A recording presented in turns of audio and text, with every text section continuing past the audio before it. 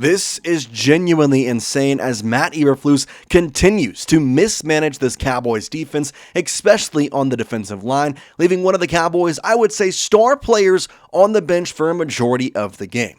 We'll talk about it all right here on Cowboys Digest. Welcome, everybody.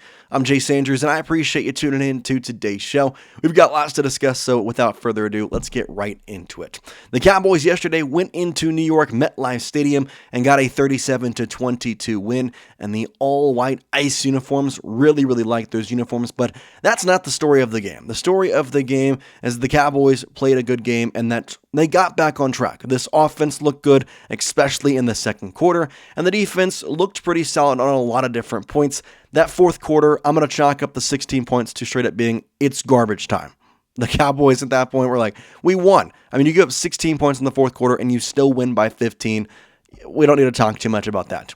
The one thing I do want to talk about, though, is Matt Eberflus, and specifically on the defensive side of the ball, and that's exactly where this video goes today. And before I talk about my opinions and talk about what exactly happened yesterday, I want to ask you a quick question. I want you to grade the performance for the Dallas Cowboys in Week 5 versus the New York Jets.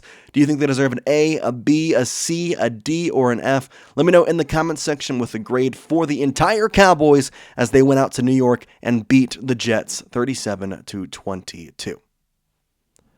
Okay, so good things and bad things from this game. Good things is obviously the offense performed. Bad things, the defense continues to be mismanaged by Matt Eberflus. And that's really where the video starts today, because it's honestly getting to a point where I'm getting frustrated. I talk about this in a lot of videos. In fact, the past couple of videos have been a similar topic to this, that I really do think the Cowboys care more about how much money you are making than whether or not you are actually a good player.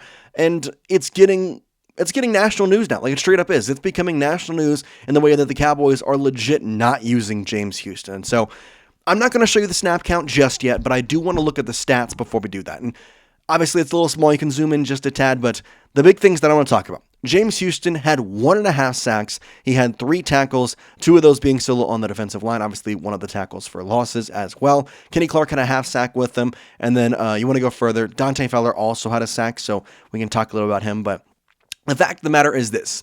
James Houston has gotten a sack in the past couple games.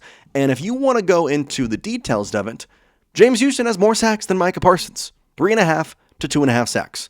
That is a wide difference. With all that being said, you think that in that case scenario, the Cowboys, who are paying James Houston a decent amount, I mean, it's $1.1 million. That's not chump change. It's not a lot for an NFL player. You would think they would play him, right? Right? No, that's not the case, actually. In fact, Matt Eberflus continues to say, well, no. On the defensive line, you see, we got the second-round rookie, Donovan Ezeraku, who had 0 pressures in Week 2. He's gotten better. We're going to play him for 46 snaps. And you know, Sam Williams, he's been okay as of late. He's been okay. Got a great Week 1. We're going to build off that 38 snaps. Dante Fowler Jr., I'm going to give him credit. He had a great game yesterday. Got to the quarterback 5 different times, and I do think he's showing good strides after what I was really concerned about being a bust of a signing. Jadeveon Clowney, 32 snaps. He's still getting in the rhythm. I don't care much about that. James Houston has been with this team for 5 weeks. He has played on this team for 5 weeks. He has 3.5 sacks, more than Micah Parsons, by the way. I don't know if I mentioned that. And he got 27 snaps yesterday. Why? Why is our best defensive edge rusher getting 27 snaps? He was a rookie in 2022. This guy is not old. This guy could be here for a long time. And he is doing great things. And Matt Eberflus is deciding, no, we don't need to play him. And I think there is a pungent point for Dante Fowler, and that's where I want to talk about an article here from Randy Gerzai of Dallas Cowboys SI, where he says, quote, to be fair, all were playing well, especially Dante Fowler, who was credited with 5 hits on the quarterback. That said, it's reminiscent of when he refused to give snaps to Maurice Liafu early in the season. Okay. Let's go back to that one. Once Liafu was allowed more time on the field, he began making plays. That included forcing a fumble on Sunday when he punched the ball out of Breece Hall's hands. End quote. So let me get this straight. The Dallas Cowboys are not playing James Houston. They weren't playing Martise Liafu as well. They play Martise Liafu more. He gets a fumble. He punches the ball out of Breece Hall's hands. He's playing better. He's showing great things.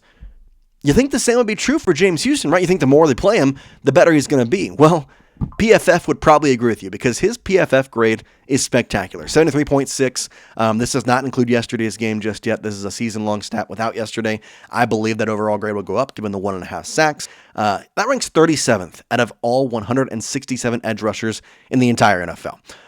Snap count. If you're 37th best in PFF rank, you got to be, top 100 in snap count. He's not. 118th out of 167 edges in the NFL.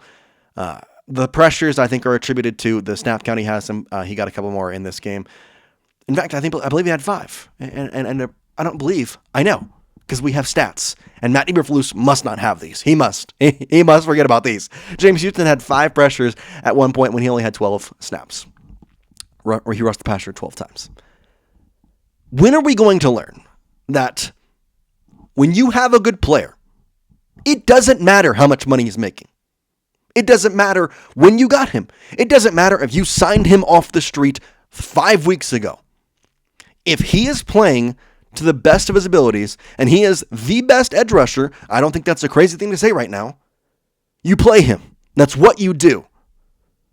Matt Eberflus, I don't know if he has the final say in things in this. He runs the defense, so I'm going to attribute it to him. Plus, I've liked what Brian Schottenheimer has done on the offense, and he's an offensive guy. Matt Eberflus was a head coach last year, and I truly believe Brian Schottenheimer being a first-year head coach, with a giant team in the Cowboys, is letting Matt Eberflus control the defense to an extent. I think this is where we need to have Brian Schottenheimer be a head coach and say, listen, you can do what you want, but you're playing more of James Houston.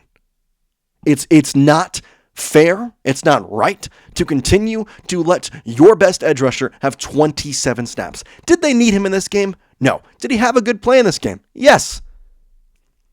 Imagine what the Cowboys would be able to do if they continued to play him. It's as simple as that. This defensive edge group, and you look at the depth chart, we talked about it in a previous video. I truly think if you are talking the best 2 edge rushers on this team, James Houston is number 1, and then you can make an argument for a lot of people for number 2. Marshawn Nealon and Sam Williams had a great week 1. Dante Fowler had a great game yesterday versus the Jets. Jadeveon Clowney has been pretty good since we've signed him as well. Donovan Ezra-Who I've wanted to like him. I want to keep liking him, but he still looks like a rookie. I think that's the way I got to put it, because he has some good things and shows some positive signs, but he's a rookie. He's a rookie. I don't see, though, how there's an argument for the best defensive edge rusher, and in that argument, why that defensive edge rusher is playing 27 snaps in NFL Week 5 when he signed, by the way, on July 22nd. Not like he signed, in preseason. Not like he signed in the middle of the season. No, he's been here for pretty much everything since the start of the preseason. A little bit of training camp. I'm tired of it. I'm tired of Matt Eberflus not playing him, and whoever's decision it is to make, I don't care. But this is a good team. Jerry Jones continues to say, this is a playoff team. He's going to do a lot to do it. And that's great. But you know what also needs to happen? The coaches need to make the right decision. You are 2-1. That is a pretty decent record through 5 weeks. But guess what? You have got to keep the positive ring up. And if you want to go even further, the Cowboys, their schedule, you've got the Panthers coming up next week. Rico Dowdle is going to be feeling for revenge. You can win that game. But either way, that's what we got for you here today on the show. We appreciate you. And let me know your thoughts in the comment section. Should James Houston be a starter? Who do you think are 2 best defensive edge rushers on this team? I want you to let me know that down in the comment section. But for now, we appreciate you. And we'll see you next time here on Cowboys Digest. Peace out, guys.